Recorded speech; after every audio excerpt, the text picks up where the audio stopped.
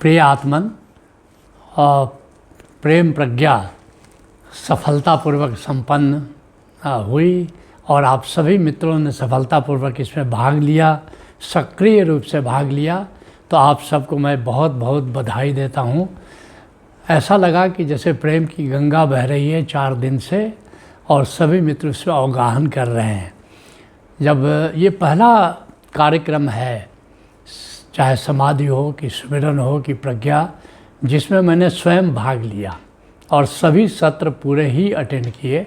मुझे स्मरण है केवल एक सत्र में मैं 5 मिनट विलम्ब से ज्वाइन किया, वरना जितने भी सत्र थे, सत्र शुरू होने के पहले से लेकर सत्र समाप्त होने तक मैं बहुत ही सक्रिय रूप से इस कार्यक्रम में भाग लिया। बल्कि एक बड़े अद्भुत बात है कि हमारे कर्मा के आचार्य हरिओम जी रोज़ शाम को 8:15 बजे मुझे रिपोर्ट देते हैं स्कूल के बारे में, वहाँ कैसा चल रहा है। आप सब जानते हैं वहाँ त्रिवेणी पब्लिक स्कूल बहुत ही सुंदर चल रहा है। तो अब 8:15 बजे वो रिपोर्ट देते हैं, लेकिन पिछले 4 दिनों से मैं 8:15 बजे मिलता नहीं हूँ।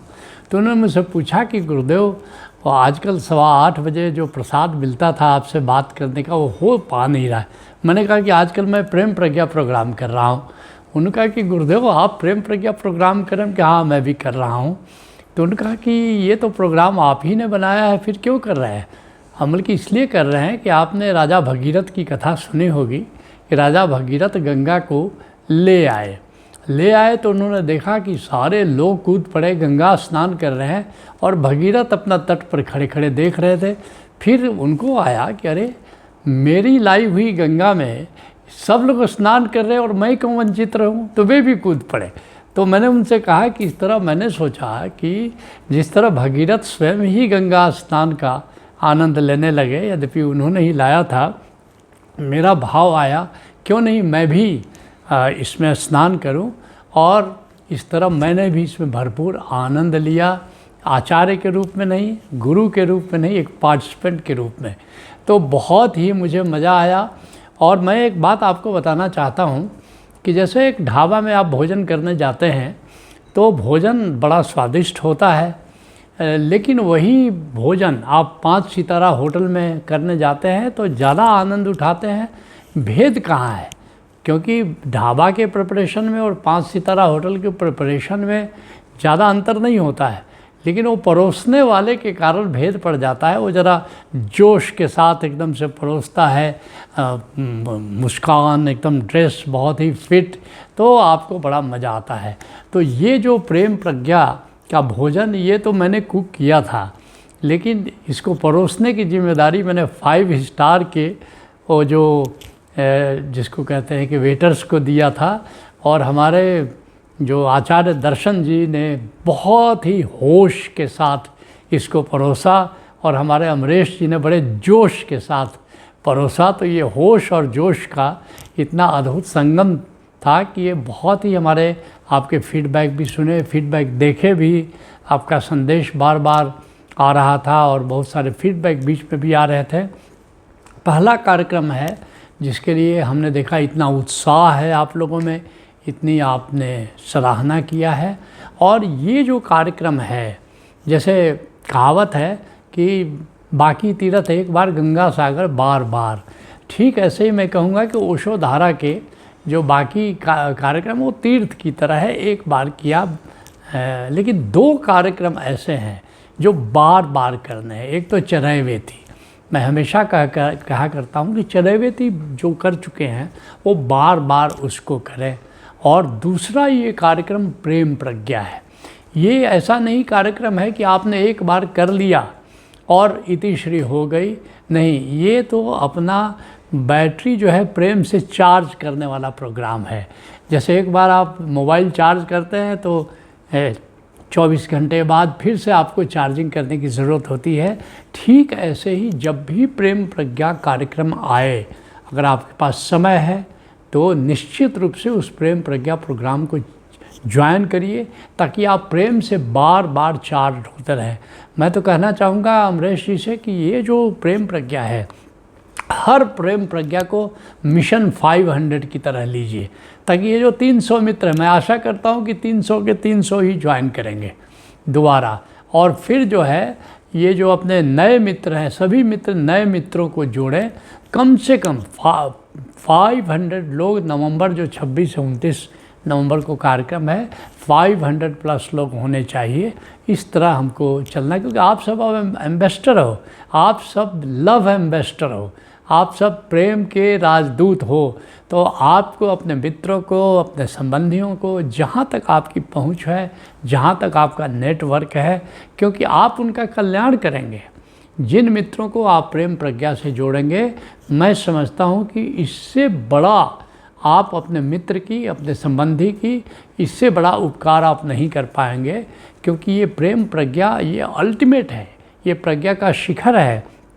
मैं आपसे ये कहना चाहता हूँ कि ये ओशो धारा का जो सुमिरन कार्यक्रम है, वो सुमिरन कार्यक्रम का एक्सटेंशन है। ये जो प्रेम की शक्ति है, ये आत्मा की ही शक्ति है, ये आत्मा की ही पॉजिटिव शक्ति के नाम प्रेम है। यह प्रेम की शक्ति हमको आत्मा से जोड़े रखती है और हमको परमात्मा से जोड़ती है। ये प्रेम की शक्ति हमसे सुमिरन कराती है। ये प्रेम की शक्ति हमारे जीवन में वैभव लाती है। ये प्रेम की शक्ति हमारे जीवन में स्वास्थ्य लाती है। और इस प्रेम की शक्ति का चिंतन करते रहना है, हमेशा चिंतन करते रहना। ये प्रेम की सीढ़ी एक पुल है जो आत्मा और परमात्मा के बीच में सेतु का काम करती है। ये प्रेम की शक्ति एक सीढ़ी है जो हमें परमात्मा तक ले जाती है। तो हमेशा इस प्रेम की शक्ति का चिंतन करना है। और बहुत सुंदर आचार्यों ने ये बात प्रस्तुत की कि हमको अपने भीतर जो हमारे भीतर जो कमी है, हमारे भीतर जो रोग है, तो लोग अक्सर रोग का चिंतन करते रहते हैं। रोग का चिंतन नहीं करना है, प्रेम का चिंतन करना है और बिल्कुल अपने को ठीक महसूस करना है। रोग है, दवा लो, वो ठीक है, लेकिन रोग के बारे में सोचते नहीं रहना है। प्रेम के बारे में सोचते रहना, हमारे अपने प्रेम की शक्ति के बारे में सोचते रहना है। ये प्रेम की शक्ति हमको स्वस्थ रखेगी, हमको सभी रोगों से मुक्त रखेगी। और आप निश्चित इसको प्रयोग करके देखिएगा। मैं यही प्रयोग करता हूँ। जब मैं रोग के बारे में नहीं सोचता हूँ, बल्कि अगर कोई देखते हैं कई पार्टिसिपेंट ज़रा ओवर कंसर्न होते हैं और मैं पूछते हैं आपकी तबीयत कैसी है, मैं उनको बैन कर देता हूँ, ब्लॉक कर देता हूँ, सीधे ब्लॉक कर देता हूँ।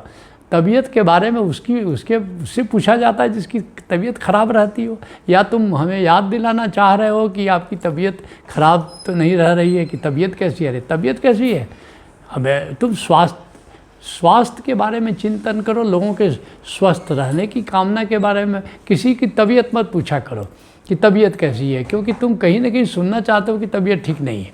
नहीं, हमेशा स्वास्थ्य के बारे में सोचो और प्रेम के बारे में सोचो कि अपने को स्वस्थ महसूस करो। अगर कहीं पर मान लो व्यापार में घाटा लग रहा है या व्यापार उस तरह से नहीं चल रहा है जैसा चलना चाहिए, तो तुम ये मत चिंतन करो, लोगों से बातें करो आजकल ठीक नहीं चल रहा है।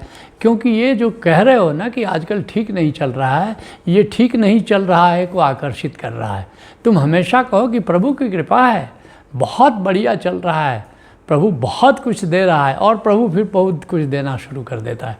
तुम्हारी प्रेम की शक्ति में बहुत बड़ी ताकत है, इसका एहसास कराना चाहता है ये प्रेम।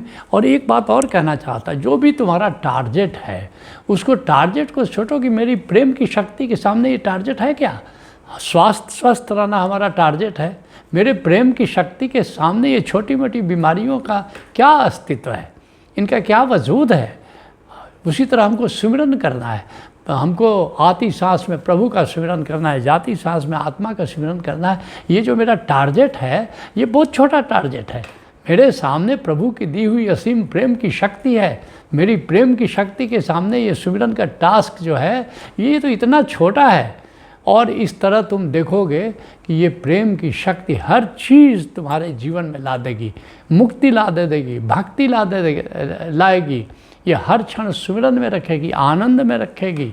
तो ये जो आत्म भाव रखना है, ब्रह्म भाव रखना है और प्रेम भाव रखना है, बस तीन ही चीज़ तो रखना है। टारगेट बड़ा छोटा है, तुम्हारे पास इतनी बड़ी प्रेम की शक्ति है कि ये तीन चीज़ों का स्मरण, आत्म भाव, ब्रह्म भाव और प्रेम भाव, ये बस तीन ही चीज़ याद रखना और तुम्हारी प्रेम की शक्ति इतनी असीमित है कि उस असीमित शक्ति के सामने तुम्हारे टारगेट छोटा है। कोई भी जीवन में टारगेट आए उसको मानो कि एक बिंदु की तरह है, और तुम्हारे प्रेम की शक्ति एक वृत्त की तरह है।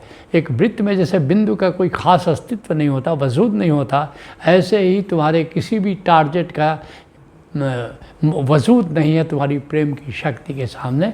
तो मुझे बहुत ही अच्छा लगा, और मैं तुमसे कहना चाहता हूँ कि जब जब तुम करोगे ना ये धूल धमास, जो बीच में अभी तुम ताज़े हो, अभी गंगा स्नान करके निकले हो, अभी बड़ी ताजगी अनुभव कर रहे हो, लेकिन धीरे धीरे वो धूल धमास फिर जम जाएगी।